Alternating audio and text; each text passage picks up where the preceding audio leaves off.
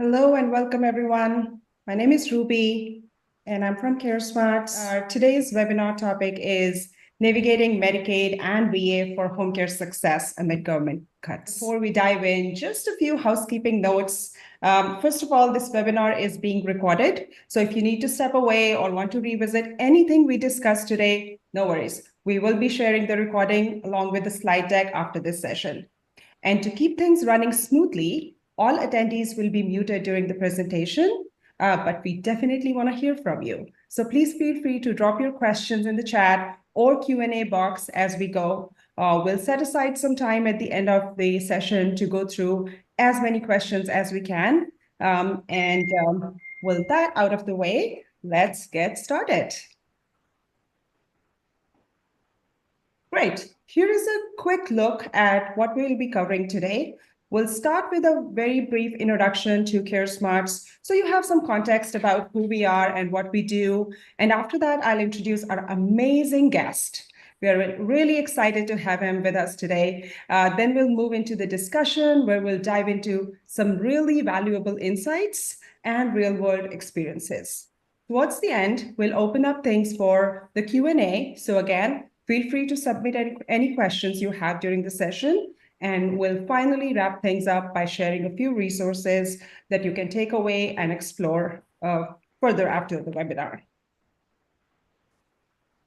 Okay, at CareSmartz, we understand how complex home care can be, especially when you are navigating multiple funding sources like Medicaid, the VA, private pay, all amid increasing regulatory pressure and tightening budgets. That's exactly why our software is built to simplify the complexities of multi-payer billing and compliance. Our platform is not just HIPAA compliant and AI powered, it's tailored to support agencies like yours to manage diverse payer requirements with ease. Whether you're submitting claims to Medicaid or coordinating with VA programs or handling private pay, CareSmartz helps ensure that everything is tracked, compliant, and efficient. Automated billing rules, payer-specific workflows, we give you the tools to stay financially healthy and audit-ready, no matter how the landscape shifts. So that's what CareSmartz is. If you want to know more about it, at the end of the webinar session or the last slide, we'll have contact us information. You can reach out to us separately. And today I am joined by one and only Steve the Hurricane Weiss, President and CEO of Hurricane Marketing Enterprises.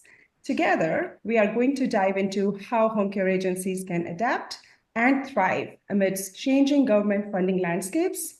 Steve, thank you so much for joining us today. How are you? Thank you for having me, Ruby. I appreciate it. It's an honor as always.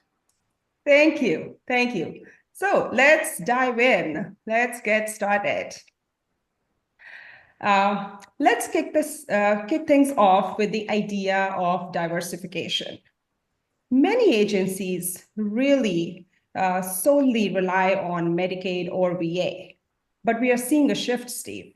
Why is it so important for agencies to diversify and not depend exclusively on government fundings? Well, again, thank you for having me here. And this is something that's become a very hot topic in the last, say, 3 months, 4 months since the change in the presidency. And with all of the uncertainty that people have, and this is actually something I'm going to go back and say, I've been saying this for like 13 years, Ruby, right? You never want to have your business be 100% reliant on one payer source. Not when it comes to the Medicaid side of a business or VA services. I've seen in my 13 years as a consultant, I've had many clients over the years where it's almost like it's feast or famine. So there are many times when the VA, for example, will come out and they'll raise the reimbursement. Everyone gets real excited about it. The VA reimbursement is really good. So the reimbursement goes up, it gets real good. Everybody goes all into it. They get 50, 75, 100% of their revenue coming from the VA. And then the state Department of Labor will change minimum wage. And then all of a sudden now what you are paying caregivers, you have to go up $1, $2 an hour, $3 an hour more than what you're currently paying caregivers to keep competitive with your state's minimum wage. And then all of a sudden that great benefit is diminished and it's gone. And if you don't have private pay revenue coming in, it is very difficult to offset it because the VA isn't going to increase their compensation. Same thing with Medicaid. Medicaid is a fixed rate. Now, Medicaid does increase over time, but often when it increases, it becomes one of those feast moments where it's really good to have the service and you're providing it. And then again, Department of Labor, cost of doing business, certain things will happen where the increased cost goes up, but the reimbursement doesn't go up. And if you are too reliant, and I'm not saying don't accept Medicaid, I'm saying if your business is 100% reliant on Medicaid and one of these changes comes and you don't have a diversified payer source, you're stuck. And I've had many clients over the years who have come to me who've had these Medicaid businesses where it was 100% Medicaid. Then they start working with me. I help them grow the private pay, and they get, as you see on the screen, a dual revenue strategy where it's 50% Medicaid and 50% private pay. That allows the private pay to offset some of the Medicaid challenges when it happens. When the reimbursement goes back up, then everything is good again, and it allows you to operate and grow your business without the fear of relying on a government change that could take 6 months to a year or even longer to get that reimbursement to go back to where it was. So it really helps you to run your business by having a revenue split, private pay and Medicaid, VA. Yeah, and risk mitigation. You mentioned capping revenue for any single payer at 20%, maximum of 20%. Can you please explain why this cap is so essential for financial stability? Yeah, I mean, I'll give you an example, just two, right? I had a client in Pennsylvania. This is going back like 2019, and he was a client of mine from 2016. He's still a client to this day. We've been working together for 9 years now. I just spoke to him like an hour ago. But in 2019, the state of Pennsylvania increased the minimum wage. And when the minimum wage went up, just like I said with that example, he had to now compensate his caregivers more to stay competitive in his marketplace. As a result, the VA benefit in his state, which he had about 25% of his revenue coming from VA, it went to a point where he sat down, and he has an accounting background. He sat down and actually calculated it where he was like, wait a second, it's almost costing me money to provide the service for the VA because the benefit is not increasing and the compensation the caregivers has. So he had to make a very tough decision to either stick with the VA or not go with the VA. I'll give you another example of a different client all the way across the country in Washington State. In this particular instance, my client, around the same time of year, this was before 2020, he had been working with the VA for many years. About 25-30% of his revenue was coming from the VA. And he got to a point where getting reimbursed from the VA in his state at the time was so particularly difficult that he was sending certified letters, facsimiles, emails with invoices that were 90 days, 180 days out. Now think about this, Ruby, for a second. If you paid a caregiver to do work today and you're 180 days out, that means we're talking like September, October time frame from right now. That's 180 days later.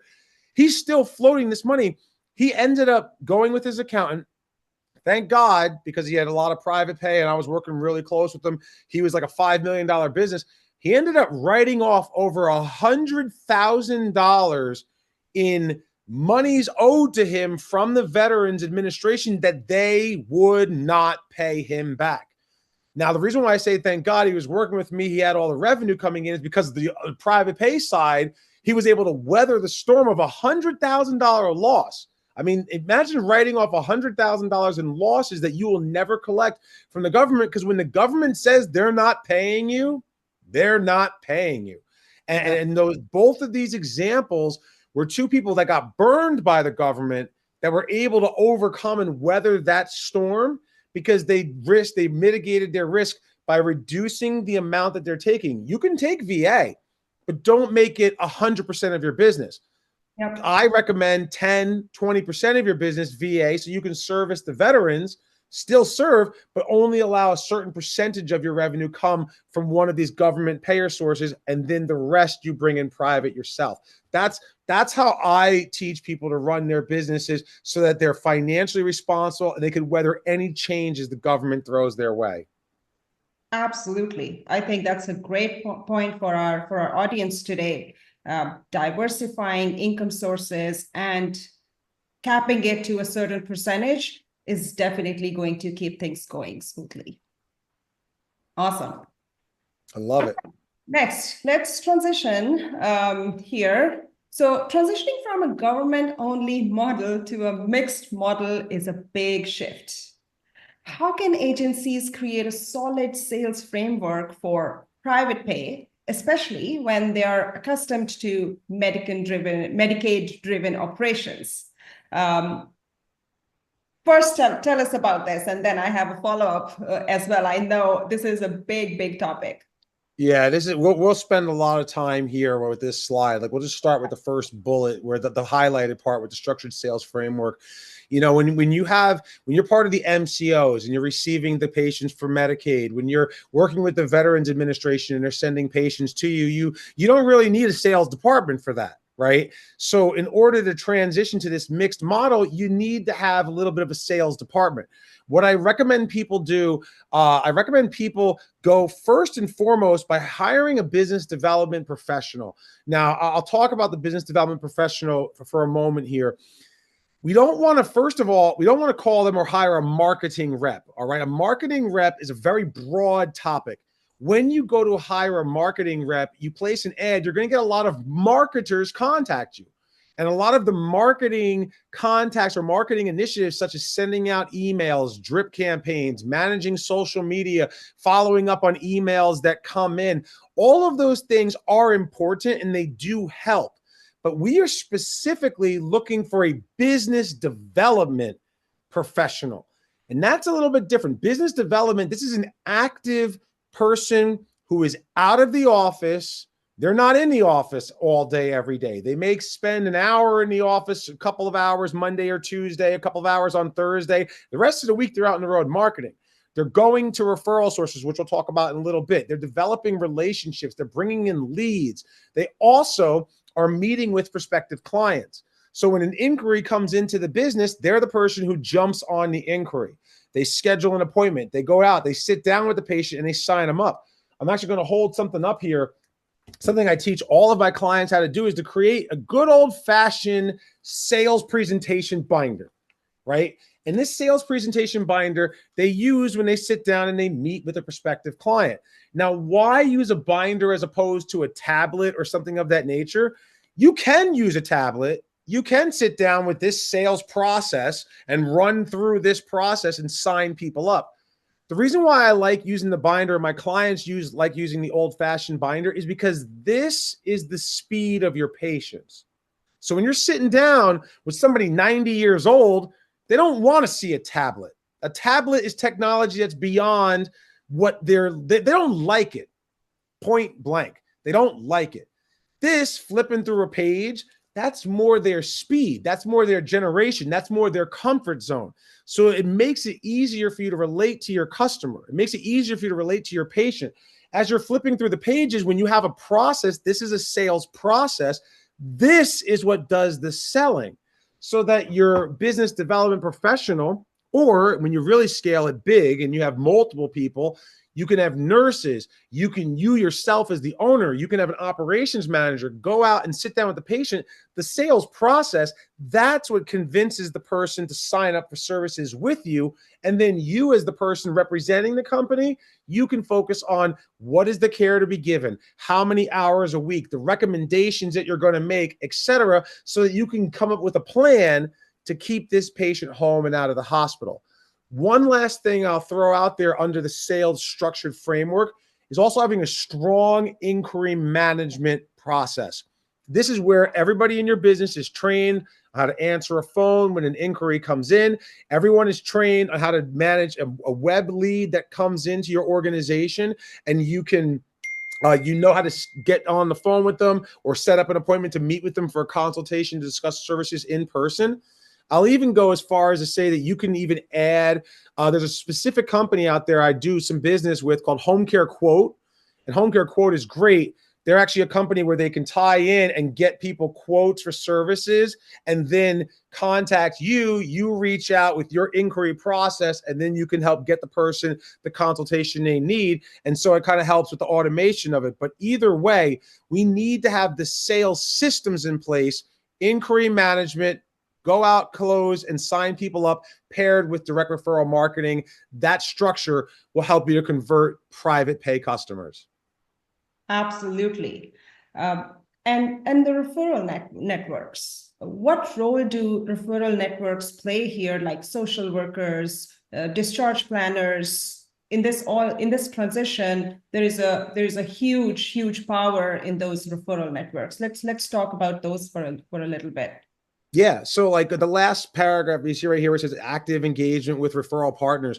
You know, there's several schools of thoughts out there. I just had a call with some of my top clients about an hour ago, and I was talking with them about managing your business development professional and the accountability measures and what are the activities that drive referrals and how do you get into an account. The biggest thing that I can say about what I teach my people through Hurricane versus all the other programs out there, all the other programs out there are number based. They want you to go to all the referral sources, hit 50 accounts in a week, go in and ask for referrals. I can tell you that that consistently does not work. Will you get referrals doing it? Of course, because it's a numbers game. If I ask 50 people in a week for referrals, 2 or 3 are going to send me a referral. That's fine. Here's the problem with doing that, though. When you go around, you get a bad reputation. You get a reputation for being a mom and pop, muffin marketer, somebody who comes in and all they ask is referrals. You're not developing relationships. As a matter of fact, a lot of folks get turned off by it so much so that that's why they put no soliciting signs in places, or it's become extremely difficult to get in front of the right parties because nobody wants that kind of a relationship. And think about it from your own perspective, Ruby. Like if somebody kept knocking on your door, asking you for referrals without developing a relationship, you're going to tell them to get out of here. Leave me alone, right? So what I teach people to do, instead of coming from a place of just knocking on the door and hit multiple places, reduce the number of accounts that people are focusing on. Have them qualify these accounts. Find out what are the places that have the type of customer that I'm looking for. People who have a high need, they need a lot of hours of help, and they need it for a long period of time. I call this customer a nerd, great need, elderly, resources, disabled, right? If somebody has that, all 4 parts of that qualifications, that's somebody that's going to need a lot of help. They need it now, and they're going to need it for a long period of time. I can build a really strong private pay side of my business off of that type of a patient. Finding those people in certain accounts, once I qualify it, now I need to go into this account and not walk in there and just ask for the social worker, because that's what everybody does. But instead, I need to develop a relationship with multiple department heads in that account. Why? Because truly, for us to be able to provide services for a sick patient, think about what I said, that nerd patient, right, Ruby? That's a medically complicated patient. In order for us to properly keep this person home, it's in my best interest and my patient's best interest for me to create an interdisciplinary team working with home health, working with hospice, working with skilled nursing rehabilitation centers, working with assisted living communities, maybe even adult daycare. As my clients age and slowly decline, they may need other service offerings, and I bring my partners in. By me bringing partners in for my patients, that's me actually making a referral. That is part of being a team. The team then, from their side of it, can be sending referrals to us. And so we are actually referring back and forth. So a lot of the things I teach my clients and their business development professionals is how to have true reciprocity with the referrals that lead to long-term referral sources, sending you referrals again and again and again and again. So this engagement, and there's a lot more, I can literally spend hours on this subject with you, just talking about that. But I do want to make sure I touch on these targeted marketing materials a little bit as well. Can I jump to that? Yes, please. Yes, Steve. Okay. So the targeted marketing materials, these are things that people are sharing when they go in. An example, creating a specialty program that differentiates your company from the other home care agencies in the area. That's a targeted marketing material that my reps can use to do an in-service lunch. And then they're talking about that specific topic. Another targeted material that people can use would be something like having a program where you are doing collaborative initiatives with your interdisciplinary team. I call these folks power partners. You do collaborative initiatives, which are happening all over the United States and internationally right now as we speak. People are doing networking events. People are doing continuing education events. People are doing even professional hangouts like happy hour events and wine and cheese tastings after hours. People are doing this all over the world right now. You print out the flyers for it. Your marketing representative, business development professional goes out and they're promoting, advertising their event to invite the community into the event. You run the event, you build your relationship. It may be hard to go into a hospital and meet a social worker, but if she comes to your happy hour event, you get some one-on-one time with her. Then you do what I teach people all the time. I've been saying this for 13 years, Ruby. Book a meeting from a meeting, right? So you have the event, that's your targeted material. You're out flyers, you invite somebody, they show up. You then talk with them at the event, and then you schedule follow-up to go into that hospital, to go into that assisted living, to go into that rehab center and meet with the person one-on-one post-event. This gives you an opportunity to save face. It gives you an opportunity to develop a working, referring relationship. And you can build that know, like, and trust relatively quickly and get a couple of referrals. Then the last thing I would say as part of your targeting materials is make sure that you come back with updates from the referrals that were made. So Ruby, if you referred me a patient in January, I'm going to print out a list of all of their notes, all the caregiver notes, everything that took place in the first 3 months of this year on that particular patient. And I'm going to show up. And I'm going to say, hey, Ruby, do you have a minute? I want to follow up with you on Mrs. Jones. I have her report right here. That's targeted marketing material. Here's a report. Yeah, we sit down. We may talk for 15 minutes and go over what is taking place in the first quarter of 2025 with the patient you gave me back on January 15th. That is building trust. That is leading to, I said I was going to take care of this patient. You referred him to me, and now I reported what took place over the last 3 months. That's fulfillment. Right? Yes. That's a successful outcome. That will only further lead you to feel more trust to refer me with more patients going forward. So I said a lot there. Get the right business development person. Have your sales systems in place. Inquiry management and closing, right? Manage your accounts. Go deep into those accounts. Bring updates. It's a lot. But those who do it, and I kid you not, Ruby, with this, like I'm blessed to be able to say that I've helped my clients grow their business by millions of dollars year over year because they're bringing in that much business through a focused effort of all the things that I just mentioned. Exactly. And it's a lot, but when you start doing it, it becomes your practice. It becomes a process. So then it's not a lot. It is your regular day-to-day process. That's how you operate.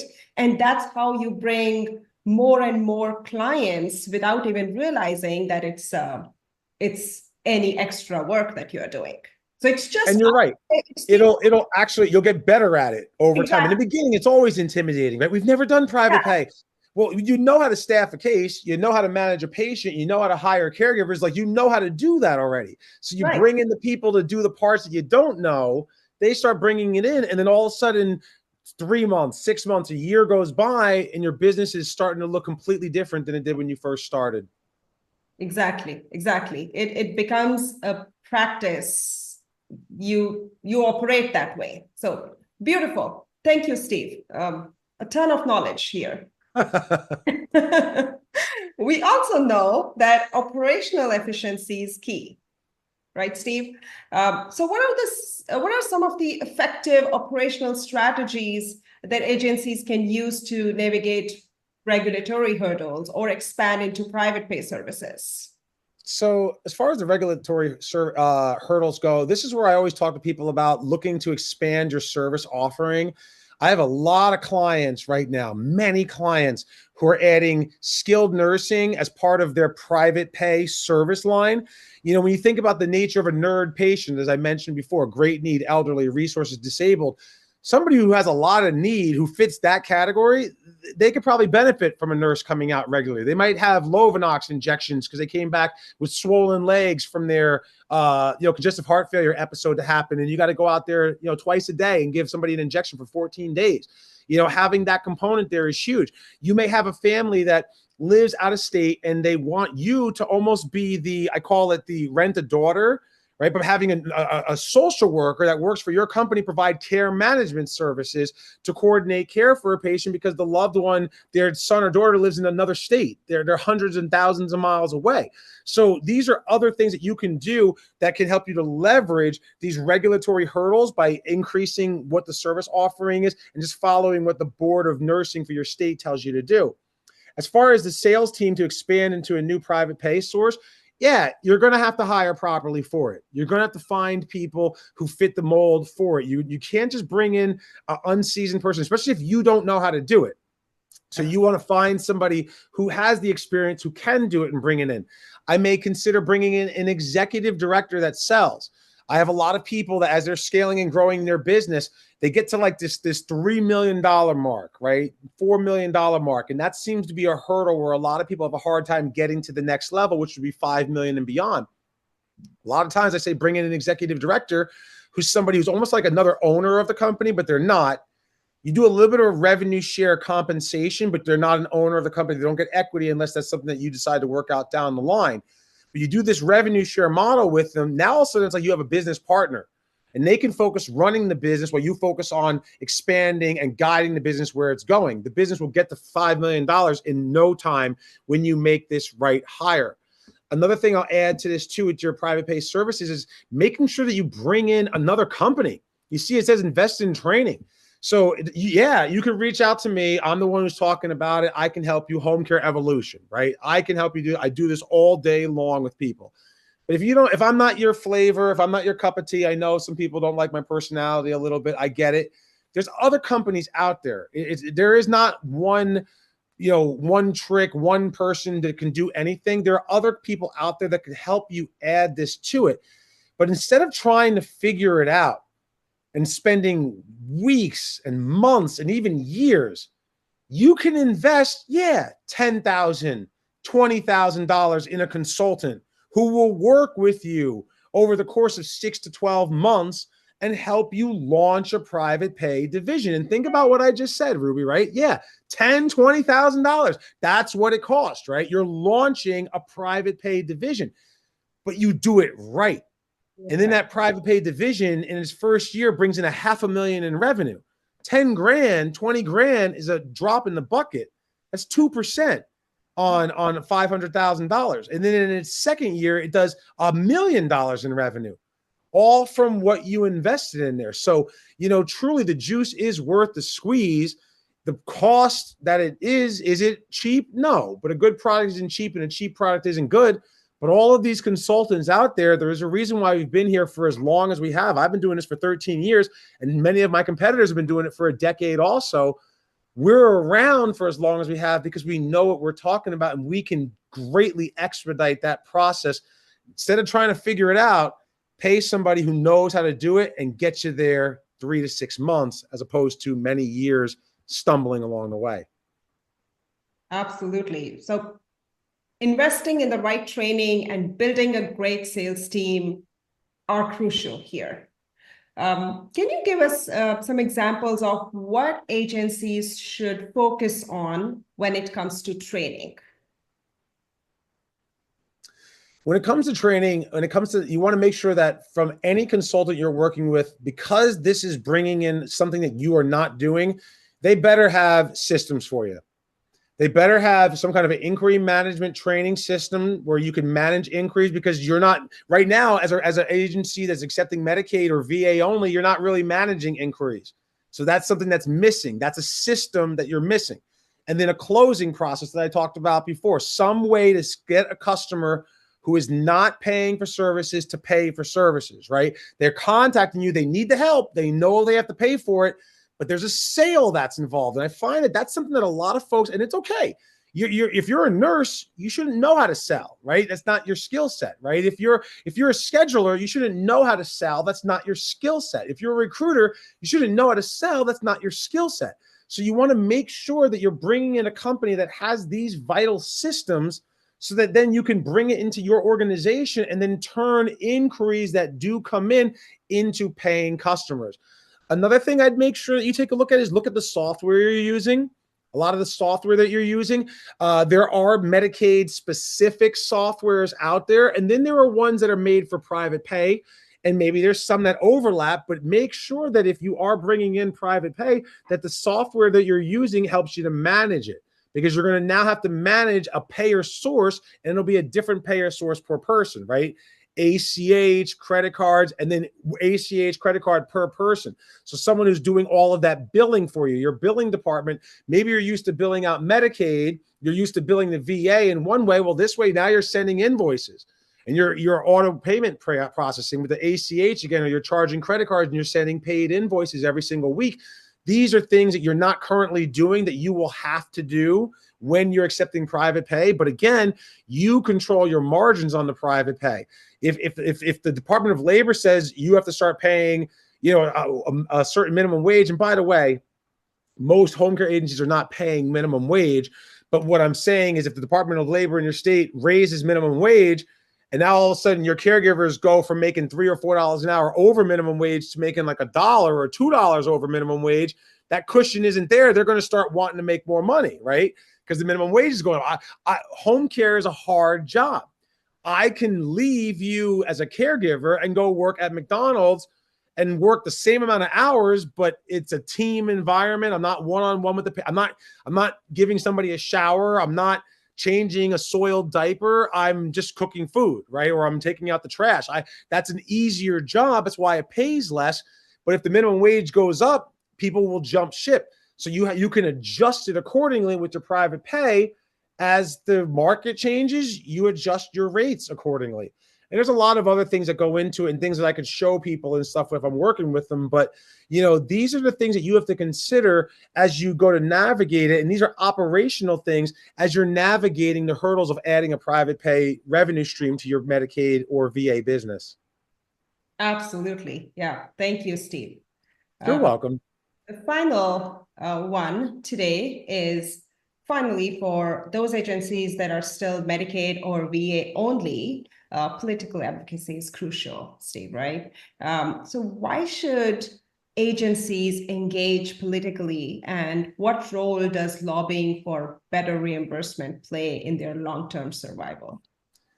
So this is an interesting topic. This is something that is a little bit different from what we've been discussing thus far, but it is really important. And I've worked with many clients over the years of all shapes and sizes, from people brand spanking new with zero revenue coming in to my biggest clients that are doing over 100 million in revenue every single year, right? And I have several. And so anybody and everybody in between there, you all have the potential to get political. You all have the potential, especially as you have these bigger companies out there. When regulations come through, you have lobbyists out there. You get to know your local government officials. You should get to know the mayor of your town. Get to know the people who run the state in your state legislation in the state that you operate in. Get to know who your representatives are for the district that you are in. All of these people run for election every 2, 4, 6 years. They all run for election. As they're running for election, they're all asking for donations. Make donations.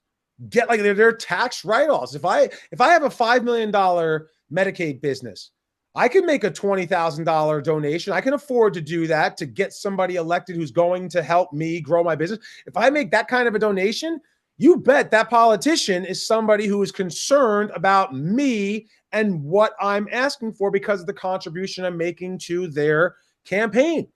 So get involved, find out what's going on, go to the town halls, go participate in the meetings. I'll give you an example about nothing healthcare related at all. I know people who are happy with what's happening in the government right now, and I know people who are not happy with what's going on in the government right now. Either side of the table, left wing or right wing, People are mobilizing. People are having town halls. People are participating in that. And that's just on what's going on right now politically. So if I have a business, like, you should be a part of the chambers. You should be a part of the economic committee councils. I know I'm on the economic committee council for my town, and my business is a business that isn't a town supported business, but I'm on the committee for it. I'll give you a perfect example, Ruby. When I moved into, I've now been in 4 different offices. I've been in my 4th office for the last 5 years now and continuing to be there. But when I moved into my 3rd office, I went from a very small office to a much larger office. And I had to get this move done. I had a move-in date of like February 1st or let's say January 21st, something like that.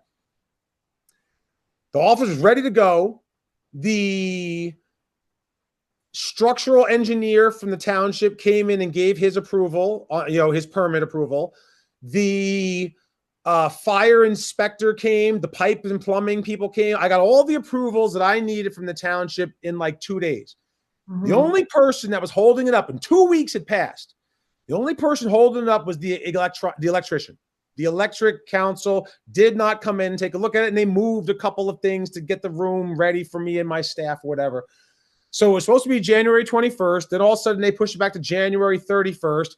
And now we're talking about pushing it back to February 2nd because and the only thing we were waiting on for me to get my certificate of occupancy so I could move my business was the electrical.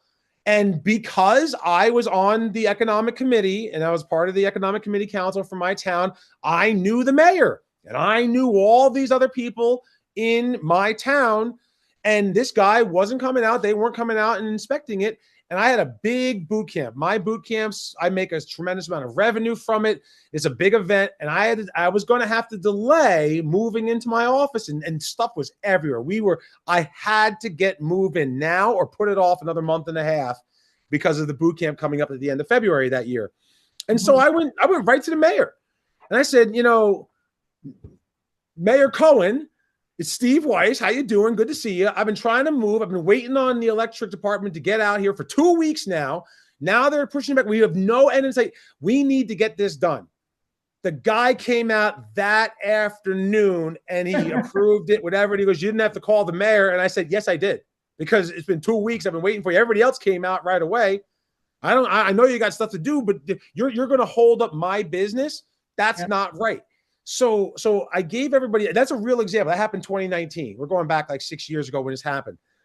But the reason why I'm mentioning it is because we all, as business owners, should be involved with the politicians locally and especially at the state level if we're accepting Medicaid, because the state is the Medicaid reimburser. Right there, that's the person who's paying Medicaid. The majority of it comes from our state. So we need to know who these people are. As our business is growing, and you think about the business we're talking about, if you have a $5 million business, the state is paying you $5 million a year. You need to be involved with what's going on, because if that state changes something and you're not consulted, or they change it and you don't know who they are, you got to get in line, take a number, and get in queue to see if they can get in touch with you. But if you know this person on a first name basis, you go to their country club, you go to their Canoe Kushal. A lot of people know who Canoe Kushal is. He's a big regional provider. I want to say he's in Georgia, he's in Tennessee, he's in Kentucky, he's all over like the South area, right? He's probably taking care of thousands of patients on his census. I know Canoe, and I know my buddy. I know that man is involved politically. He's not a politician, but he's involved with the people who run his state. And any major changes come, he's either been aware of it ahead of time to prepare, or if a change comes, they'll make certain specific measures or loopholes or a way that he can still operate because he's providing care for 1,000 patients. Yeah. And you can't have a business that's taking care of 1,000 people go under because of a regulation or a legislation change. So get involved. Make this the priority. If you're accepting these payer sources, you have to get involved, because if they make a change and you're not consulted, it is very hard to catch up after the fact versus being proactive and being a part of it. That's my 2 cents on this topic. Absolutely. Such a good insight, I would say, Steve. Thank you. Thank you. All right, that wraps up our discussion today on navigating government funding cuts and embracing a more diversified revenue model. Steve, thank you again for all your valuable insights. Before we close, do you have any final thoughts or advice for agencies looking to adapt these changes? Yeah, I mean, you heard me say it before. If you're a Medicaid 100% agency, or the majority of your business is VA, invest in yourself. Get the training, get the help to add the private pay revenue. Again, I'm not saying, like, I want you to take care of the veterans, right? They served our country. They should be taken care of, right? I want you to help the people who are less fortunate. They don't have the private pay. So I'm not saying don't do that. I'm not saying stop what you're doing. But I'm saying the wise business owner diversifies. You already know how to provide the care and serve patients. You already got that down. Invest in either my company or someone else's company out there, $10,000, $20,000, to get the systems to be able to scale and grow the private pay side of it. And then you build an empire. And then you won't be as affected directly with government changes that we all know will come. The one constant in life is change. Whatever we're doing today will eventually change. You can better weather the change when it happens by being prepared today, bringing in some private pay revenue. Absolutely. If there are any questions from the audience, please feel free to write your questions in the Q&A section or the chat window. We will be just reviewing those for a couple more minutes. If there's anything that we can answer online, or if you have afterthoughts after reviewing all of this, we are happy to answer your questions at that time as well. You will be receiving all these resources that I showed on the previous screen. Thanks again, Steve, and thank you to everyone joining us today. Again, as I said, if you want to learn more or have any follow-up questions, feel free to reach out. We hope you are leaving with actionable strategies to ensure your agency's success. Have a great day, everyone, and thank you, Ruby, Steve. thank you again for having me. I appreciate it. And this is a really good format too for the audience. We don't need an hour, 30 minutes, right to the point, touch on the subject, get back to running your businesses. Help your seniors. Yeah. Help your seniors. Yes. We do have a question. Oh, okay. Yeah. Advice on how to hire caregivers, the best platform or resources to use. So there's a couple of them out there. I mean, I have a relationship with CareerPlug. So I work with CareerPlug. We call it Evolved by CareerPlug version, where we've populated the job description and other things out there. So CareerPlug is one that I definitely recommend. There's a couple of other ones out there that are really good too. The other thing I would throw out there too, just on like how to hire the caregivers, get really good at interviewing. And when you interview your caregivers, change the way that we interview from just giving the caregiver the job. Like, Ruby, you have all of your information. You have all of your ducks in a row. You want to start working for us? Like, no, I'm not going to just give you the job. Instead, what I'm going to do at the beginning of that interview is talk about all the great things that we offer here at Home Care Evolution, right? And so at Home Care Evolution, we do this for caregivers and we do that for caregivers and we do this, and get Ruby really excited to work here. And then Ruby's going to be like, great, when can I start? And I say, well, hold on a second, Ruby. You got to get the job first. And then also Ruby goes, oh yeah, that's right. And then she sits up in her chair and starts paying attention. I feel that our recruiters, and not that I'm not blaming them, but I'm just thinking they've been so beaten down, always trying to get caregivers, that we become complacent in interviewing, and just anybody who wants the job, we give it to them. I say instead, sell the great things about your company and what you do for your caregivers on the interview. And then after you've sold them and they're ready and they're excited, then begin the actual interview, asking them what they have, what their experience is, etc. It'll change the way that you bring people in, and it'll change the culture of your company to people who really want to be there, as opposed to people who are just looking for a job and this is what they know how to do. Thank you so much, Steve. You got it. Great. Okay. No more questions here. And thank you again, everyone, for joining. And you will receive this webinar recording and the slide deck shortly in 1 to 2 business days once everything is available. Thank you again. Goodbye. Bye.